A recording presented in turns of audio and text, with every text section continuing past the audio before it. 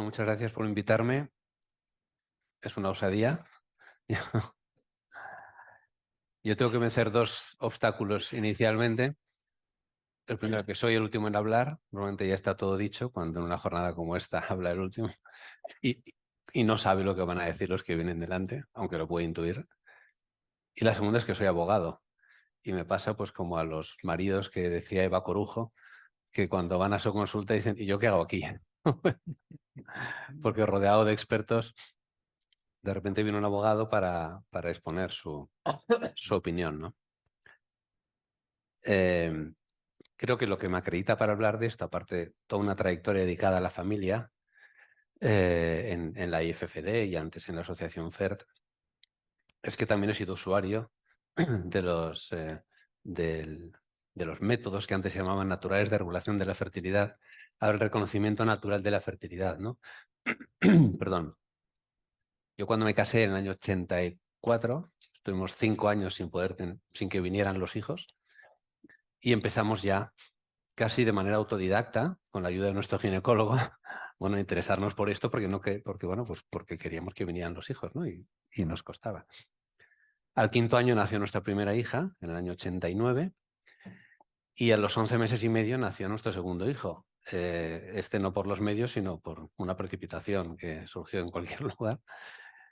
Y justo un mes antes de que naciera, a mí me diagnosticaron un linfoma de Hodgkin, que es una modalidad de cáncer, en el año 90, que todavía no estaba tan desarrollado el tema, y me aplicaron pues, un tratamiento de quimioterapia bastante agresivo, que duró unos cuantos meses, y cuando terminé el oncólogo me dijo, ahora durante 2 años no puedes tener hijos porque tu material genético puede haber resultado afectado y por lo tanto pues pueden nacer con algún problema o lo que sea, ¿no?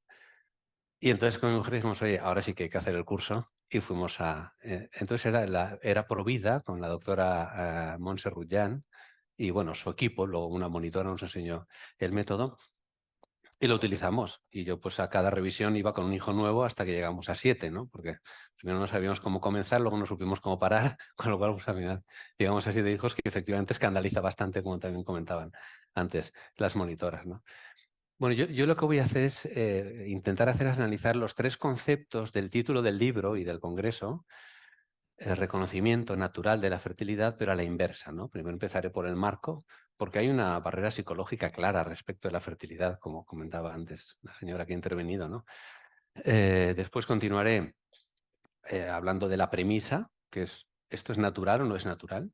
Y sobre esto también hay mucho escepticismo, porque esto es más natural que lo otro, porque pues, el hombre es naturaleza y es cultura, ¿qué más da? Si ha desarrollado un artefacto, ¿por qué no le sirve para esto? Y por último hablaré pues, de la vivencia, de la experiencia, ¿no? Que es el reconocimiento. Hay que reconocerse a uno mismo, o la mujer particularmente, y luego vivirlo, ¿no? Empezando por la fertilidad, efectivamente hay una barrera psicológica importante con el tema de la fertilidad, ¿no? El día 31 de diciembre, si alguno de ustedes fue a misa, pues en el Salmo, se leía el Salmo 128, que contiene una expresión con la que es muy difícil identificarse. Habla de tu mujer como parra fecunda en medio de tu casa, tus hijos alrededor de tu mesa. Y esto es un golpe cultural potente, ¿no? Uno tiene que hacer un esfuerzo grande para entrar en el entorno cultural y en la forma mentis del salmista que se le ocurrió decir esto, porque hoy no nos identificamos con esta manera de hablar o de tratar a la mujer o a la fertilidad, ¿no? Y es que la fertilidad está asociada al número de hijos. Y eso, pues bueno, pues genera a veces una visión errónea, pero que está allí en la cultura actual,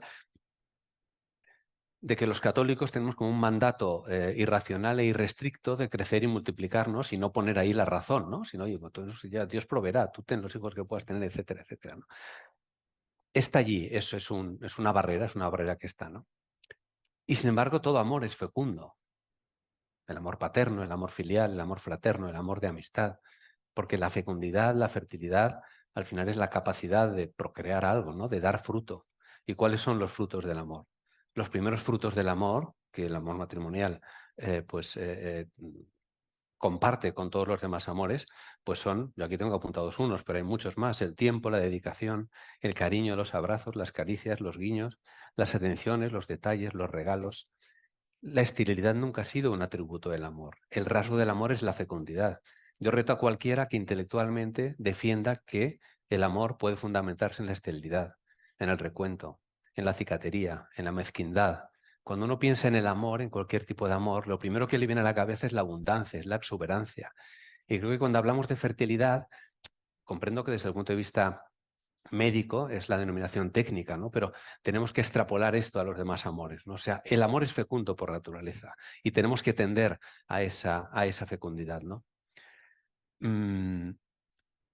Después, es cierto que el cauce natural por el que esa fecundidad discurre en la relación entre un hombre y una mujer, el que le es propio, característico, específico y que le distingue de todos los demás amores, es la capacidad de transmitir la vida, es la capacidad de procrear.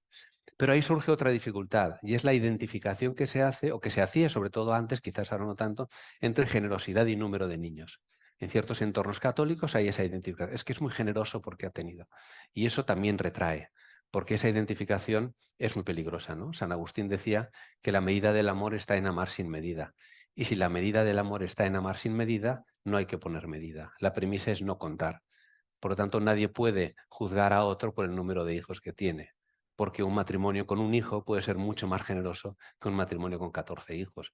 Nadie puede entrar en la conciencia del otro y hay que respetarlo, porque si no sería tanto como que yo le dijera a un amigo mío con el que hemos pasado un fin de semana los matrimonios juntos: oye, veo que tú amas mucho menos a tu mujer que yo a la mía, ¿eh? Porque yo le he dado 14 besos y yo te he contado 3 solo durante el fin de semana. No se mide así el amor, ¿no? La medida del amor está en amar sin medida. Pero esta verdad lo que no puede es enturbiar el principio, ¿no? El principio es la fecundidad. Y la fecundidad tiene que estar allí como una premisa y tenemos que saber explicar que lo propio del amor es esa fecundidad. Y esa premisa, ese principio, ese background, si queréis, es el que tiene que aconsejarnos el número de hijos que vamos a ir teniendo. Que esto es lo que a veces la gente pues tampoco entiende. Y fijaos, o fíjense que he dicho vamos a ir teniendo, no vamos a tener. Porque aquí hay otro error también en el mundo de los medios naturales, y es comprometerse con un número. O sea, los hijos son personas que forman una familia, no son ejemplares de una especie que forman un rebaño, con lo cual no se pueden tratar en masa, en bloque, por un número. Antes lo hemos oído también.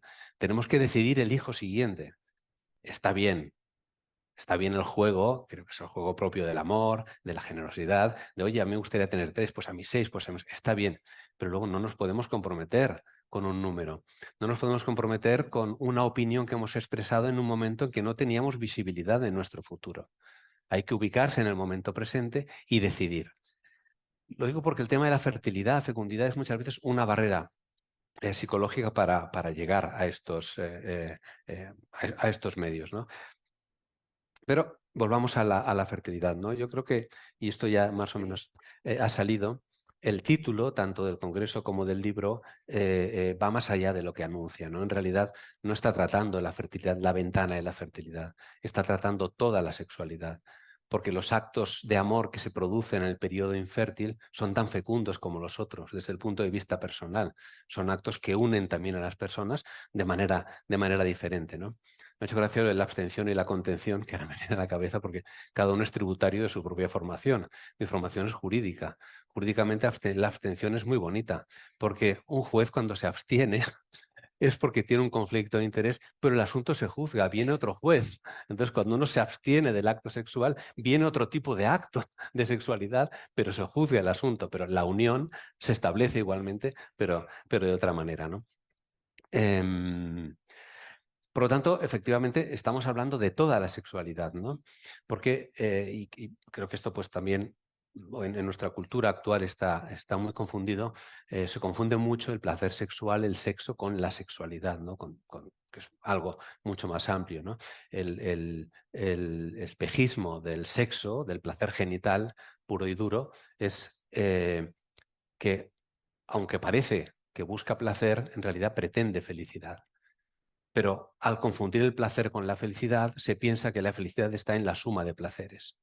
Esto Robert Nozick, que es un filósofo americano contemporáneo que falleció hace unos 20 años, lo explica muy bien en un libro que tiene que se llama Anarquía, Estado y Utopía, y es lo que él llama la teoría de la máquina de las experiencias, ¿no? Porque él dice, si tuviéramos una máquina cuyos electrodos se pudieran conectar a todas las terminaciones nerviosas, intelectuales, espirituales, afectivas, emotivas, corporales del cuerpo, que nos abarcara totalmente, y nos pudiera producir el placer de cualquier experiencia, pues esa máquina sería la felicidad, ¿no? Un viaje a París, ¡oh, qué bien lo estoy experimentando! Esto es Matrix, ¿no? Un acto sexual, placer, o una amistad profunda, una amistad profunda. Dice, claro, pero ¿qué pasaría con esta máquina? Dice él, pues que nos apartaría de la realidad, ¿no? Es un atajo al placer, que es donde está ubicada buena parte de nuestra cultura actual, un atajo al placer que al final es una adicción. Esa máquina existe, se llama droga, se llama alcoholismo, se llama adicción a la pornografía, son estos atajos al placer que lo que hacen es dar un salto a la realidad de la que el placer procede.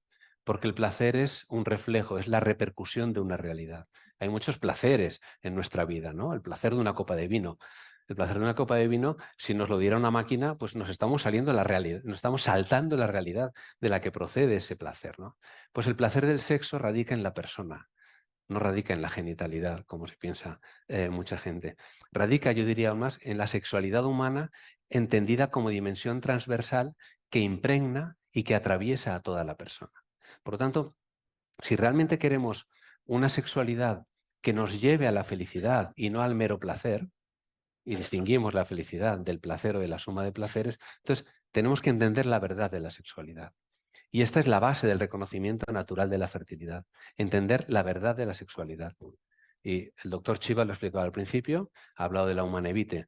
Yo creo que es un lugar en el que hay que aterrizar si uno quiere entender la verdad de la sexualidad.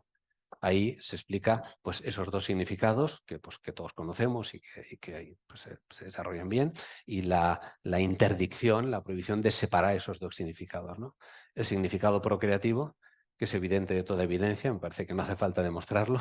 Los clásicos decían, contra facta non sunt argumenta, contra los hechos no hacen falta, no sirven los argumentos. Está claro que el acto sexual completo dice relación directa con la procreación. Hablo de procreación, no de reproducción, porque somos personas, no animales. Y después está el otro significado, el significado unitivo, que no se da en los animales, o por tanto no a este nivel, y por eso pues, sienten atracción solo durante el periodo de celo, pero nosotros no. La masculinidad atrae a la feminidad siempre, no solo en el periodo de celo. Estoy hablando antropológicamente cuando digo que la masculinidad atrae a la feminidad, porque también me parece una evidencia que en el diseño humano el cuerpo masculino está pensado para el femenino y el femenino está pensado para el masculino. Al punto de que si no existiera la mujer, yo me miraría al espejo por la mañana desnudo y me sobrarían órganos y no entendería qué soy y para qué tengo esto y para qué sirve. Por lo cual, si no estuviera la mujer, o sea, antropológicamente está claro que se atraen, ¿no? Y es como la conciencia de una pobreza, ¿no? De una carencia que hace falta llenar con otra persona. Puede ser una persona divina, pero esto es harina de otro costal, hay que leerse la teología del cuerpo de Juan Pablo II para entenderlo, pero sobre todo lo más próximo una persona humana del otro sexo, que no es complementario sino recíproco, porque no me falta nadie a mí para estar completo, pero sí que hay una reciprocidad entre los dos, ¿no? Pues esa atracción al principio impersonal entre masculinidad y feminidad enseguida nos muestra que hay algo más, ¿no? Que no solo es la atracción de un cuerpo, que el cuerpo tiene un significado personal, que el cuerpo está unido a un alma, a un espíritu, a un alma inmortal y para siempre, y que si yo ese cuerpo no lo reconozco como persona, pues no voy a entender la plenitud de la sexualidad humana, ¿no? Y que hay como una llamada, dice Cafarra, a la comunión personal. Eso es lo que me dice esa atracción a esa mujer que de repente surge, en mi caso, o hombre, en el caso de una mujer, y dices, es esta. Esta es la que yo busco, ¿no? Esta es la que yo quería, esta es la que me va a permitir que los dos nos completemos como persona, ¿no? Hasta el punto de que si se busca en la sexualidad algo menos que esto, la sexualidad suele degradarse a material de consumo y el hombre tiende a animalizarse y no alcanza lo más personal de la sexualidad. Con lo cual, la pregunta que creo que hay que hacerse ahora, o que se hace mucha gente, es ya, pero ¿por qué esto es lo natural? Y no es lo natural lo otro, ¿no? Porque la fecundidad es una dificultad, pero esta es otra dificultad, ¿no? El ser humano, como ya he dicho y todos sabemos, es cuerpo y espíritu, ¿no? Antes he hablado del dualismo antropológico, que se los separa, considera que la persona reside en el espíritu y que el cuerpo es como un artefacto con el que se puede hacer lo que sea, ¿no? Pero esto, bueno, todos los que tenemos cierta experiencia de vida sabemos que no es así, que lo que hacemos con nuestro cuerpo nos afecta a nosotros como persona. Y hay esa simbiosis, esa unión inescindible entre la parte espiritual o intelectual o el alma, como queréis llamarla, y la parte corporal, ¿no? Y está claro que el cuerpo dice algo. Juan Pablo II habla del lenguaje del cuerpo. Benedicto XVI añadió la gramática del lenguaje corporal. Hay que aprender esa gramática para saber leer el cuerpo. Y lo natural en el ser humano es lo que ese cuerpo que es persona le dice. No es lo instintivo, y nosotros lo instintivo no es lo natural. Lo natural es lo que corresponde a nuestra naturaleza dual de cuerpo y alma inescindiblemente unidos. ¿Y qué nos dice el cuerpo? El cuerpo nos dice muchas cosas. Por ejemplo, la tendencia universal a conservar la vida, a alimentar nuestro cuerpo, a cuidarlo, a mantenerlo en forma, a evitar lo que le hiere, parece indicar que no es bueno matar a las personas, que no es bueno lesionar a los demás ni autolesionarse, que tampoco es bueno quitarse la vida. Nuestro cuerpo nos está diciendo que él lucha por vivir. Lo que decía antes, el diseño humano parece sugerir también que el hombre está hecho para la mujer y la mujer para el hombre, y que la manera de unirse el ser humano es la unión entre un hombre y una mujer, la manera de unir los cuerpos, porque están diseñados el uno para el otro. El hecho de que intervenga un gameto masculino y uno femenino para la generación de una nueva vida también parece indicar que es bueno que ese ser que va a nacer de allí viva con su padre y con su madre, teniendo en cuenta que somos seres humanos, que somos espíritu también. Yo recuerdo en todas mis andanzas en defensa de la familia por el mundo, en un debate, el momento en que estaba álgido todo el debate sobre el concepto de familia, en el que una persona, una señora, dijo, mire, yo no sé cómo se define la familia, y dijo bien, porque la familia, como todas las realidades primarias, es muy resistente a la definición, a la catalogación. Dijo, pero sí puedo decirles lo que yo creo que diría un niño de 2 años si nos hablara en términos de familia. Dijo, probablemente nos diría, a mí me gustaría conocer a mi papá y a mi mamá. A mí me gustaría que mi papá y mi mamá me quisieran. A mí me gustaría que mi papá y mi mamá se quisieran entre sí. Y a mí me gustaría, si es posible, compartir todo esto con un hermano. Que me parece una definición de familia espectacular, ¿no? Por lo menos tendencial. Luego la vida es muy compleja y cada uno tiene su circunstancia, ¿no? Y al niño que le falte padre o madre, pues tendremos que ocurrir a esa falta y subvenirla de alguna manera y buscarle un entorno en el que pueda estar, ¿no? Pero parece indicar la naturaleza que lo más apropiado para el ser humano es vivir con un hombre y con una mujer, a ser posible que sean los que le han dado la vida, ¿no? Yo recuerdo la impresión que me produjo cuando era pequeño una película, creo que de las primeras en color, no digo para que ubiquéis más o menos la época, porque mi hija sexta, que ahora está estudiando el Miros, aquí ya es mayorcita, pero cuando era pequeña, un buen día me dice, papá, ¿es verdad que en la antigüedad la tele era en blanco y negro? Pues bueno, en esa casi antigüedad vi una película de romanos en la que el tirano de turno hacía un banquete, una bacanal de aquellas romanas, y tenía una serie de tribunos, patricios o lo que fuera de la aristocracia romana comiendo. Y cuando estaban que no podían más, venían nuevos manjares, y entonces algunos por miedo, otros por imitación, otros por una descarnada gula, pues los invitados, muchos de ellos se metían los dedos en la boca y sacaban todo para poder seguir comiendo, no fuera que el otro les matara o les hiciera lo que fuera, ¿no? Y otros porque les apetecía, por lo que fuera. Entonces, claro, uno piensa, realmente la indigestión que nos viene después de un atracón nos indica que la solución adecuada es meternos en la boca a vomitar para poder seguir comiendo continuamente. ¿No será que nos indica que el camino es la templanza? Que el ser humano tiene que comer con una cierta moderación. Y da igual que el método sea natural, según el concepto de naturaleza erróneo para el ser humano, que sea artificial. Porque seguro que hoy la técnica es capaz de desarrollar un dispositivo intraestomacal que acelere el proceso de digestión, descomponiendo la comida, absorbiendo los nutrientes y expulsando las heces en 10 minutos. Seguro que esto puede existir o se puede inventar, pero ¿es esta la solución a la indigestión que experimentamos después de un atracón? ¿O más bien consiste en respetar la naturaleza de nuestro cuerpo, conocerla, reconocerla y vivirla como es? Esto es lo que plantean, me parece a mí, los medios, el reconocimiento natural de la fertilidad, ¿no? Sabiendo que en lo humano, como ya he dicho varias veces, lo natural no se opone a artificial, no se opone a lo artificial o lo artificial a lo natural. Lo natural se opone a lo que atenta contra la naturaleza del ser humano, que puede ser artificial o que puede ser natural, ¿no? Pues bien, esa naturalidad en el ser humano, teniendo en cuenta aquellos dos significados, nos indica que en el acto sexual están los dos juntos, ¿no? Y que lo que es natural y lo que se espera por la naturaleza humana es no disociar, evitar disociar esos dos significados, ¿no? Y los ritmos naturales, por esta razón, pertenecen a la verdad objetiva del lenguaje del cuerpo, decía Juan Pablo II en sus catequesis sobre el amor humano, ¿no? ¿Qué mensaje nos transmite el cuerpo, por lo tanto, en este ámbito? Primero nos dice, oye, el coito lleva implícita la posibilidad de procrear. Eso es así. En este acto entregas lo más íntimo y lo más poderoso que tienes, que también ha salido en alguna de las diapositivas. Si lo respetas y no lo manipulas, te haces dueño de ti mismo. Y te haces capaz de amar en libertad y en dignidad.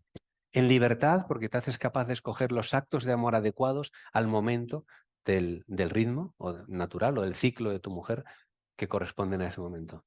Y en dignidad porque de esta manera respondes a tu naturaleza y te respetas a ti mismo como persona humana.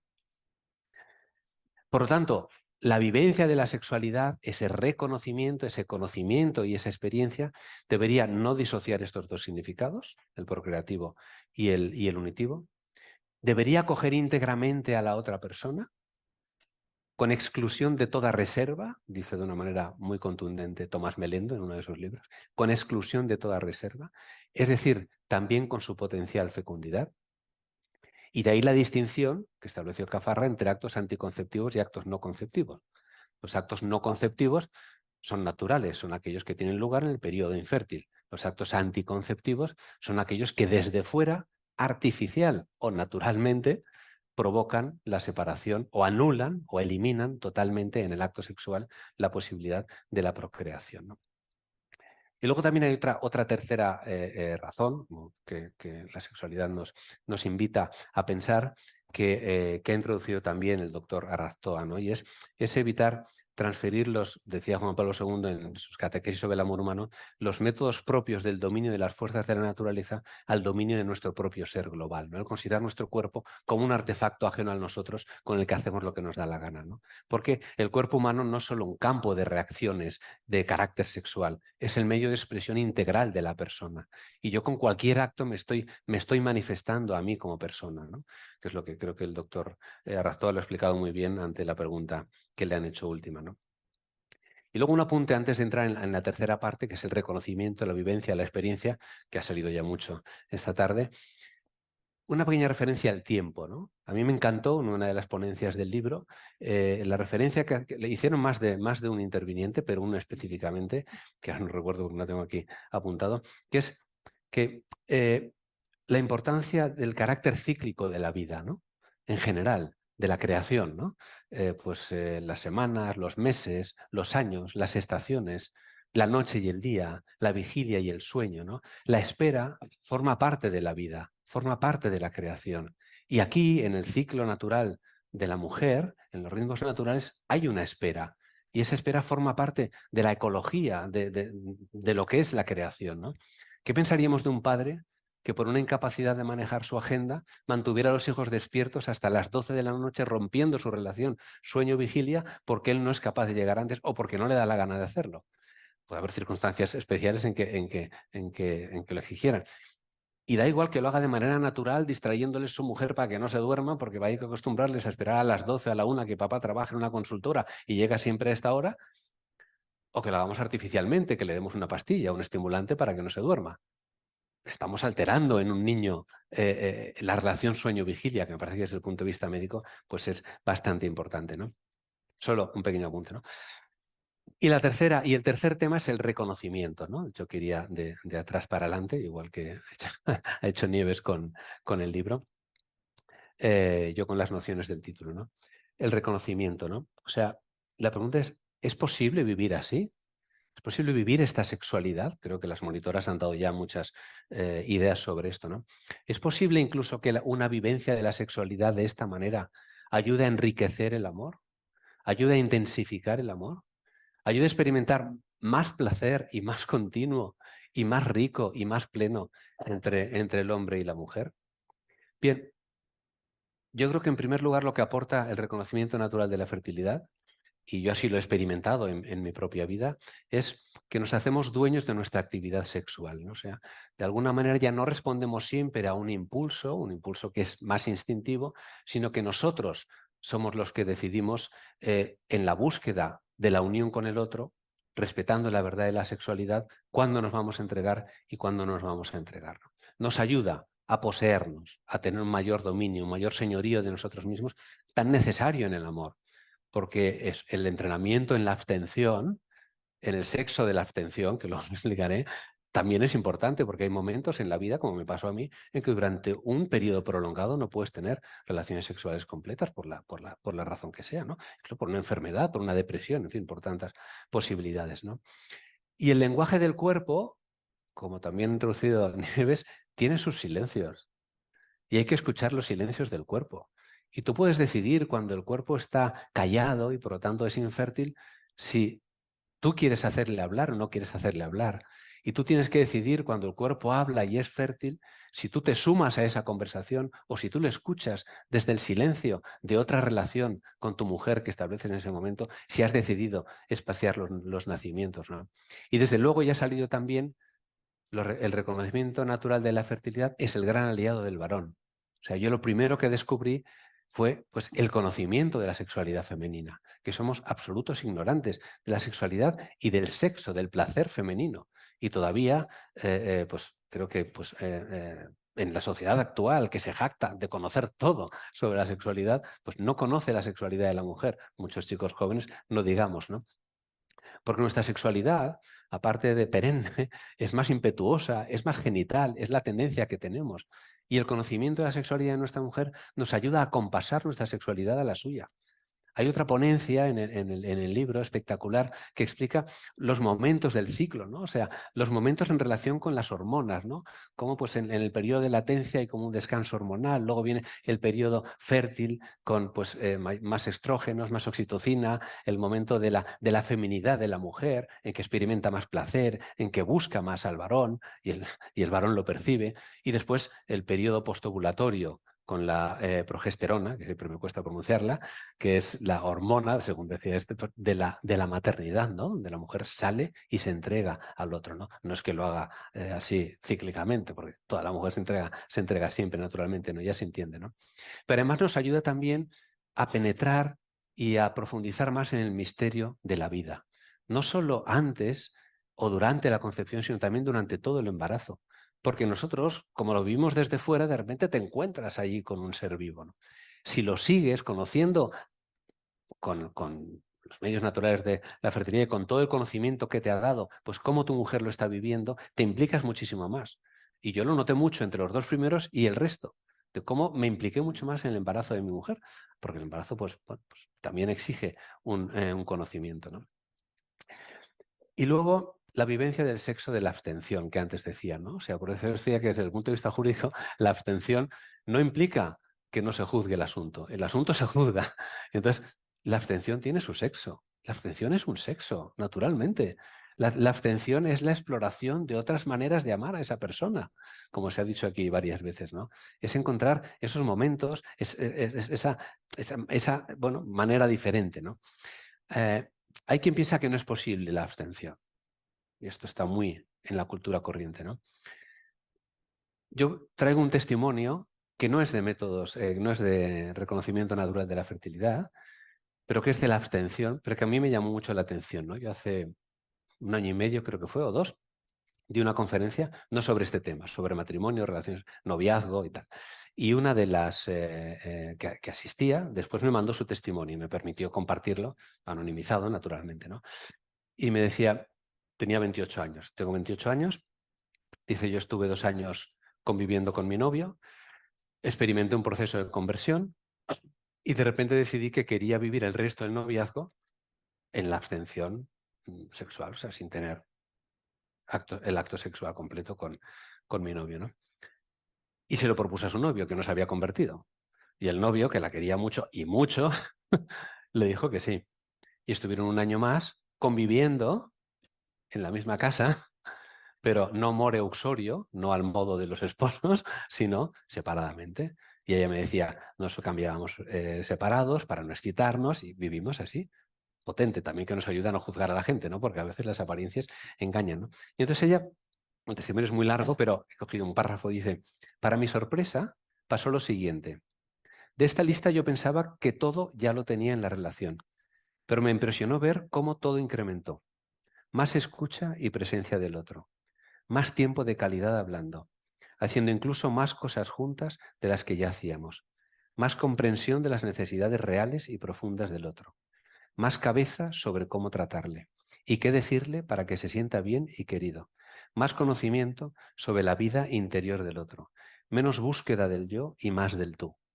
Pues si esto que ella vivió durante ese año, nosotros nos lo procuramos cada mes, esto intensifica brutalmente nuestra relación con nuestra mujer o con nuestro marido. Aprendemos otra forma de amar. Y yo creo que el reconocimiento natural de la fertilidad nos ayuda a desarrollar una habilidad especial. No digo que no se pueda desarrollar también sin el reconocimiento natural de la fertilidad, pero sí afirmo que es una ayuda para tener más delicadeza en el amor, ¿no? Para conceder siempre preferencia al otro. Y este, como prejuicio psicológico de pensar antes en el otro que uno mismo, al final a lo que lleva es a que también haya más conciencia de la importancia del acto sexual completo y a que se prepare. A veces hay quien dice, bueno, es que entonces esto resta espontaneidad. Esto es una visión muy masculina del tema, porque nosotros nos pensamos que llegas, te apetece y lo haces, ¿no? Y ella dice, bueno, y este paracaidista que ha aterrizado ahora por la noche pretende que le dé lo más íntimo que tengo cuando en todo el día ha desaparecido, ¿no? Entonces, el reconocimiento natural de la fertilidad, y en el caso que queramos espaciar un nacimiento, el vivir estos periodos de abstención, de esta otra manera de amar, va desarrollando con el tiempo y el conocimiento mutuo, pues gestos, complicidades tácitas, indicaciones sutiles, mensajes, una palabra, un gesto, un número. Oye, hoy es el día 7, ¿eh? Esto, pues, dicho por la mañana, ya genera o dispara pues, el deseo, la imaginación que la mujer, como antes han explicado, tiene que ir trabajando durante el día. Porque nosotros somos más parcelados, podemos separar las cosas, pero ellas pues les cuesta más, ¿no? Con lo cual acaba uniendo más. Y la espontaneidad sigue estando allí. Porque al final lo espontáneo es lo que a mí me sale sin esfuerzo. Y si yo me acostumbro a esto, lo auténtico, que es lo que yo quiero, se transformará en espontáneo. Y esto me saldrá espontáneamente y formará parte de mí. Pues sobre espontaneidad hay mucha confusión, ¿no? Y por último, la última idea que quiero desarrollar en relación con esto, con este reconocimiento, con esta vivencia, con esta experiencia, va en la línea de lo que decía pues, María Lacalle, que ha hecho en unas ponencias, ¿no? De que otro relato es posible, ¿no? O sea, hay que dar un relato positivo, ¿no? Y yo creo que cuando se explica el reconocimiento natural de la fertilidad, hay que insistir en que no solo no está reñido, sino que puede mostrar caminos mucho más eficaces para obtener el placer sexual. Y porque el conocimiento, el mero conocimiento de la biología femenina bien conocido, te ayuda a eso, ¿no?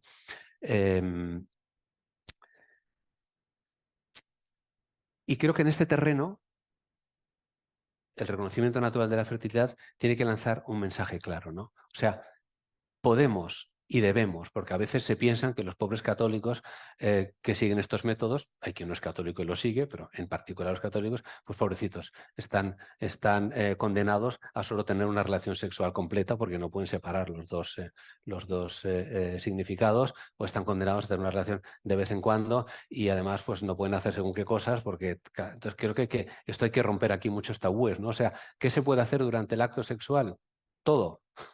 Todo lo que conduzca a hacer el acto sexual más pleno y placentero, siempre que respete al otro, delicadeza, aquel pudor que protegía nuestra intimidad antes de casarnos o antes de entregar nuestra intimidad a una sola persona, después se ha transformado en delicadeza.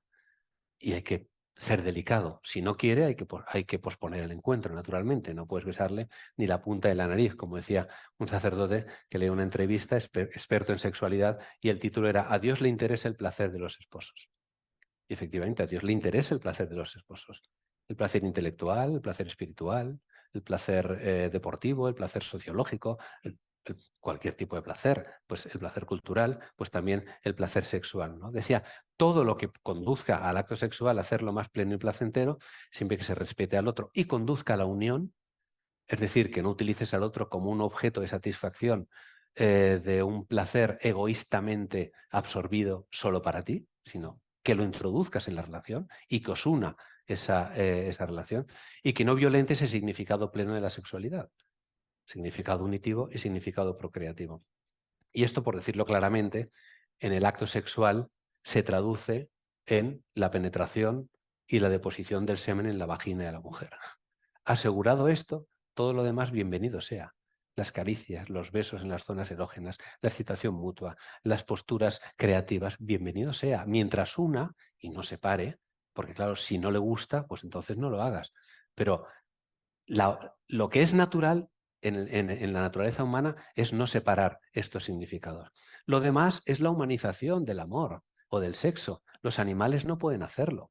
Es más, el hombre está comprometido con la mujer si ella quiere alcanzar el cenit, si quiere alcanzar el orgasmo.